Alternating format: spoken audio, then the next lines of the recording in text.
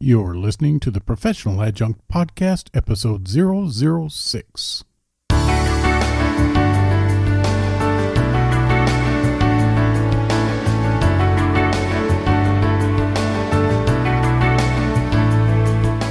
Hello, friends. You're listening to the Professional Adjunct Podcast, a place where we can share ideas about teaching adult students online and in the classroom. On this show, we will discuss strategies for teaching with the purpose of becoming more effective at what we do. Let's get started.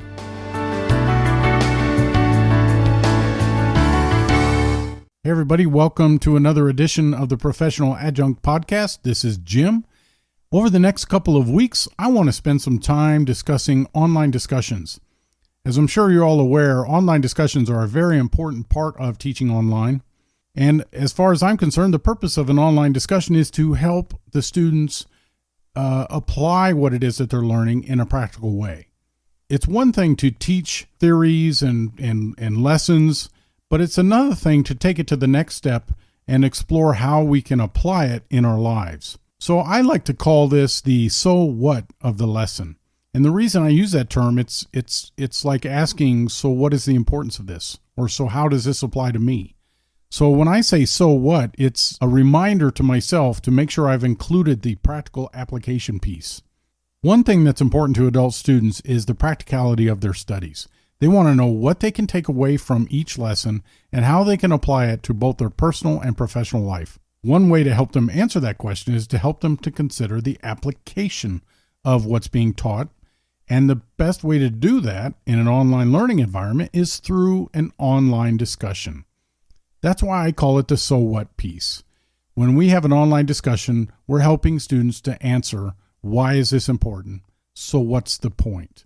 So every time you hear me say, so what, that's a real quick way to remind myself of including that practical piece of the lesson. So with that in mind, let's start our conversation with a discussion on the practical strategies about online discussions. Everything I'm going to share with you is due to the research of my partner, Beth.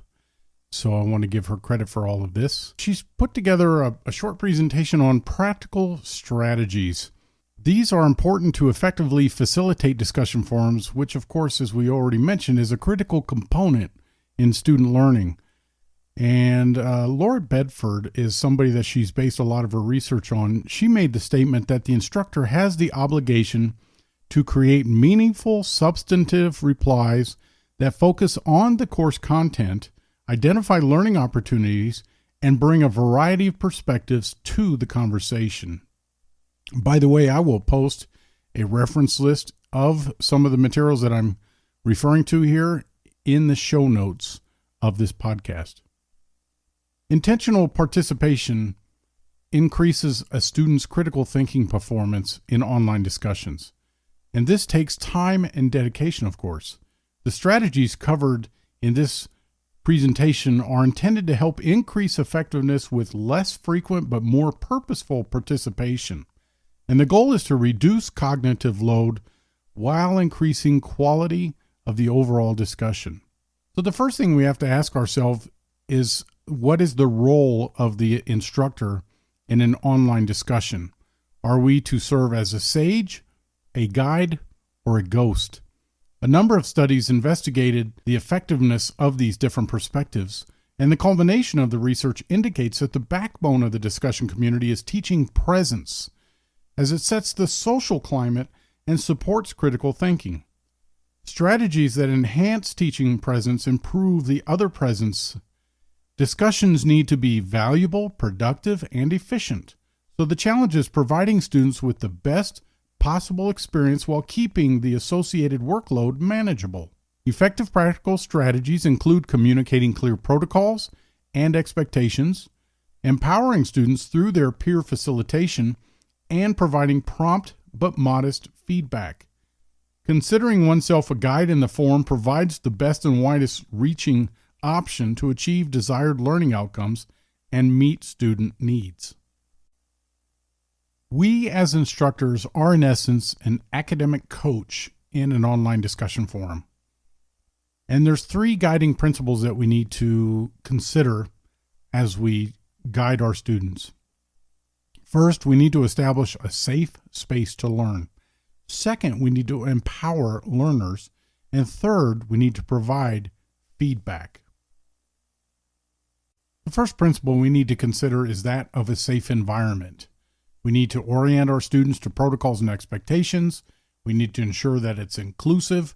We need to anticipate and moderate potential hot threads, and we need to make it engaging. The first thing is we want to orient students to protocols and expectations. When a student enters a new and strange room filled with people that they don't know, it can be a scary scenario for many people. So we need to take on the mindset that we are the host of this event, and a good host always provides a clear invitation, and once guests arrive, the host is there to open the door and greet them. So we want to preview the rubric. We want adult students to know what is expected and how they will be graded. And then we want to explain the criteria elements, letting them know what and how you interpret the different aspects which empowers the student to meet your expectations. These can be accomplished in a variety of ways. The way I do it on a practical basis is through my course introduction. I lay the groundwork for these expectations. I also post expectations for discussions document, if you will, in the Cyber Cafe, and then I remind them of some of these expectations in my weekly overviews. The second thing we need to do is make it inclusive. Online learning can be an isolating experience, and each of us comes to a new course with our own collection of characteristics, beliefs, opinions, and knowledge. So embracing the diversity that we represent as a group and welcoming the opportunity to learn from and with these other perspectives is part of the overall process. There's a lot to be gained from this experience. In addition to progress toward academic goals as part of our education and preparation for an increasingly connected world. So we need to promote a respectful classroom climate. We need to foster trust through mutual understanding versus simple idea exchange. We need to avoid highly idiomatic phrases that may isolate students or present an impression that not everybody's going to understand. We need to use diverse examples rather than ones which assume a particular background or experience. And finally, we need to ensure that all supplemental materials meet accessibility standards for every student in our class. Next, we need to anticipate and moderate potential hot threads. There's a greater potential for misunderstanding in an online course versus those conducted face-to-face. We may forget how much context is provided through body language and fail to provide it in the written text. There is also a growing awareness of the negative impact that microaggressions have on learning outcomes, courses, and instructor satisfaction ratings, and most importantly, maybe student retention. Ignoring microaggressions teaches students that such behavior is okay and that they're not protected from it. Some students who disagree with or feel threatened by a post may not say anything at all. They may simply stop participating or vent their frustration in the anonymous end of course survey. And other students may react with a verbal attack of their own, escalating the situation. So hard as it may be, everyone should be protected so learning can happen. So here are some issues to anticipate the need for moderation to prevent them from spiraling out of control. First, we want to protect participants from intimidation and domineering individuals.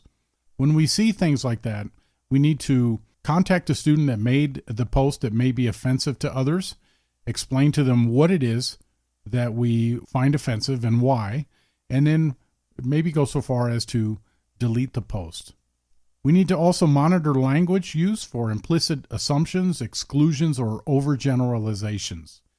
This is where the idioms can come in place. If a student uses idioms that only a certain group of people would understand, then they're creating a boundary for those that are included and those that are not. So we need to be careful about those. We need to intervene quickly when necessary by watching for rude or inconsiderate comments, helping to clarify potential misunderstandings, dampen the flaming post directed at an individual or a group, even if that group is not represented by anyone actually in the course.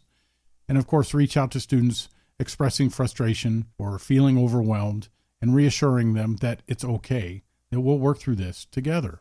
Finally, we have to make it engaging. as part of creating a safe environment. We want to model communication that is correct, clear, and concise.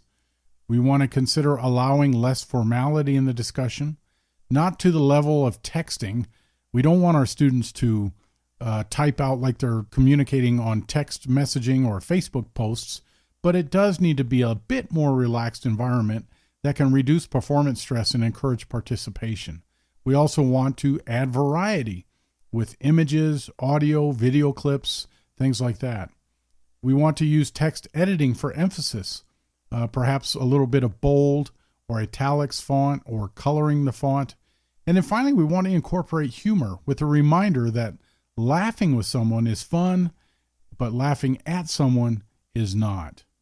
The second thing we need to do is empower learners through modeling our expectations and encouraging exploration. The first point, when we model our expectations, this can be done in a couple of different ways.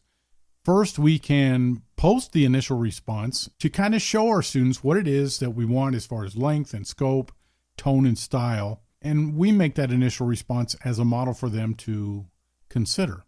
The second way is when a student has done that, in other words, they've met all our expectations, is to make a comment to their post as a way of encouraging the other students to look at this post, look at this particular student's post as a good example of what we expect. And I do this a lot. If I have a student that responds to the prompt of the discussion in a very effective way, the length is good, everything about it is good, and they've included references to our reading material to support their thoughts and ideas, I will often make a comment like, this is a very good post, and I really appreciate the way you've brought in our reading assignments as a way of supporting your thoughts and ideas. And while that's a good grading comment, I also post that in the discussion as a way of saying, hey guys, look at what this person has done, as a way of encouraging more of it. I find that to be pretty effective. The last point there is to redirect off-topic or fluff posts as needed. And we can do that by responding to discussions as well. If a student goes off topic, we might want to send them an email. I would hesitate posting a response because I don't want to put a student on the spot. But I think it's okay to send them an email and say, hey, I read your post, and while I appreciate your thoughts on this, you're a bit off topic, and I would like you to redirect your thinking on this, and then give some specifics. And a lot of times then the student will respond back with, do I need to redo my post? And I'll give them the option if they want to revise it and post a whole new thing, or leave it as is, but make a second post to kind of redirect their thoughts. I think either way works. You just have to kind of play it by ear on that. The second point of empowering our learners is to encourage exploration. We need to encourage them to look at content and topic relationships, connecting topics with real-life applications, as I mentioned in our introduction. We want our students to share personal experiences to the point that they're comfortable, share supplemental material. This is something that we can do as well. We can post, and I often do this. I will post an article that I've read on somebody's blog or in a news journal or something and saying, hey, here's an interesting article about what we're discussing this week. I'd encourage all of you to take a quick look at this and tell me what you think. We can provide alternative questions. I've done this a lot too. The discussion will kind of take on a new direction, which is perfectly appropriate. So I might recap that direction into another post, and I'll give it a headline like something else to consider or something like that, and encourage everyone to read through my thoughts there and to respond to that. So it kind of creates a second discussion board within the discussion. I've had some students push back, saying I didn't know we had to do an additional discussion, but that's been a very few small case. Most of them really appreciate the taking the discussion to the next level. We want to acknowledge alternative perspectives and then suggest alternative methods and procedures without judging conclusions. So we need to encourage students to explore other ways or other options or other ways of thinking of things without trying to set up this mold of this is the proper way and to think about it. Because sometimes students will open up a topic or take in a direction that really helps us all, not just the students, but us as well. So that is the second point, empowering learners. The third thing we want to do is feedback. And our feedback needs to be timely, it needs to maintain balance, and it needs to be formative guidance as our students move forward through our course. So the first element of this is timeliness. Studies show that students pay attention to if and when instructors are posting in a discussion. Not only does this indicate teacher presence, but it also provides timely feedback as critical to advancing interaction and redirecting unproductive threads to enhancing learning. So some of the things we can do when it comes to timely feedback is breaking the ice. Perhaps we have a somewhat difficult conversation that we're trying to approach in a discussion. So maybe we need to be the first one to post to a forum to kind of set the tone, to give an example of what it is we're trying to achieve in our discussion or something along those lines. It can be a good way to begin a discussion. We also wanted to monitor student responses daily. I'm not saying you have to respond every day in the discussion, but we need to at least log in and read and see what's going on to curb any problems that may come up. If you have a student that is getting a little, maybe an offensive tone or indicating some microaggressions toward their classmates, or as we've all probably experienced towards us as instructors, sometimes we need to curb that at the pass, if you will, before it becomes a problem. We need to post at least 3 or 4 days during the week. Not only does this help to encourage further development in the discussion, but it also models what we expect of our students. My expectations of students in a discussion is to post 3 different days of the week. We've probably all been part of classes where students will post their initial response on Wednesday or Thursday, and then the majority of the students don't even respond to anything until Sunday afternoon or evening. That makes it difficult to have a good back and forth in a discussion. So I explain that to my students in my expectations and tell them, because of that, I want you to post on 3 or 4 different days during the week so that everybody has time to read and respond to you and we get a good back and forth discussion going on. And we need to do that as well by posting at least 3 or 4 days during the week as a way of not only setting the example, but encouraging and furthering discussion. We may need to call or send an email to students who aren't participating come midweek of the discussion. Typically, what I will do is the morning after the initial response is due, which in most cases is Wednesday or Thursday, the next morning I will send emails to those students who have not posted and ask them if everything's going well, remind them of the deadline, and encourage them to get involved in the discussion as soon as possible. And I have really good results from that. I haven't had to make too many phone calls unless a student just does not respond to me. We want to close discussions with a summary wrap-up. Beth is very good about doing this. She'll kind of summarize some of the main points that have been made in a discussion. I think it's something that all of us could work toward. It takes a lot of effort to go back and re-summarize everything or to summarize everything that's been said over the past week. But it is good, as it is one way to show our students how productive the discussion really was. And then we want to grade discussion forums at least 48 hours prior to the next initial due date. If your due date is Wednesday, that means you got to get on that discussion right away in grading. And I think it's good to do that. So I typically will grade assignments or grade discussions the morning after the final discussions were due. So if the initial response is due on Wednesday and then the discussion ends on Sunday, Monday morning I'm grading discussions because I want them to get feedback before they have to post their next initial discussion post so that they can improve, become better students in discussions. When it comes to maintaining balance, research indicates that faculty report a greater time investment for online classes than for equivalent face-to-face courses.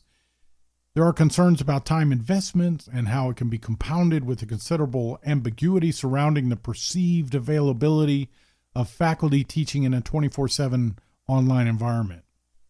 I have talked in a previous discussion about the importance of maintaining balance and boundaries for your students. After certain hours, I'm not going to respond to emails. I have a personal life, a family life.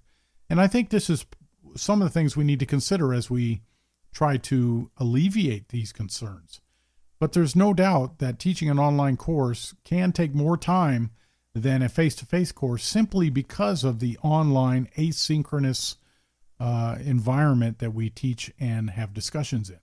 Most, if not all, courses include a forum specifically for class introductions. In those cases, I would recommend that you respond to each student personally by replying to their self-introduction, finding some sort of connection, possibly where they live, what they do, like being a retired veteran. I often will respond in that way to students who introduce themselves as serving on active duty, tell them how much I appreciate the service, understand the sacrifice they're making, things like that.